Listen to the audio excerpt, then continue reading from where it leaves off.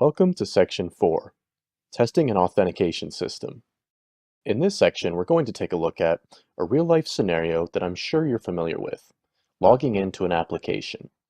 We're going to create some test steps in Java code, and basically what these steps will do is locate all necessary web elements on a page, and then we'll write some test automation code in Java to run all these tests. And lastly, we'll talk about how you can run these tests headlessly and automated any time of day, night, week, weekend, what have you. Welcome to Scenario, Logging In.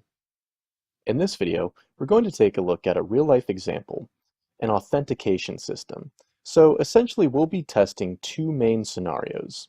Scenario 1 is when a user successfully logs in, and we'll refer to this as the happy path. And then we have Scenario 2, where a login fails.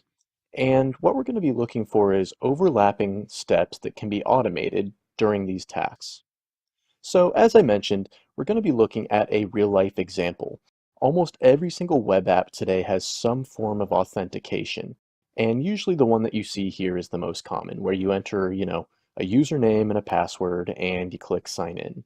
So we have kind of a fake version of this, a simplified HTML version, and we're going to be writing tests against this. So let's kind of talk through that real quick.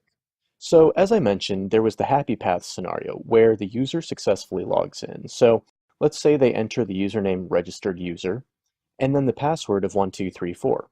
Then the user should see a welcome message that says, "Welcome back, registered user." Similarly, if the scenario where the login fails happens, then we can assume that the account does not exist, and you should see some sort of welcome message like account not found. When the account is not found, we're going to actually have the user click on the create account link, and then we're going to verify that we've landed on the create account page. So thinking about these two scenarios, it looks like there's a couple of automated steps. First and foremost, the user will always be entering some form of credentials, and we can express that with the send keys method that we've seen with WebDriver. And then also, we're going to be locating web elements and clicking on things, and we've seen this already with the find element method and also the click method.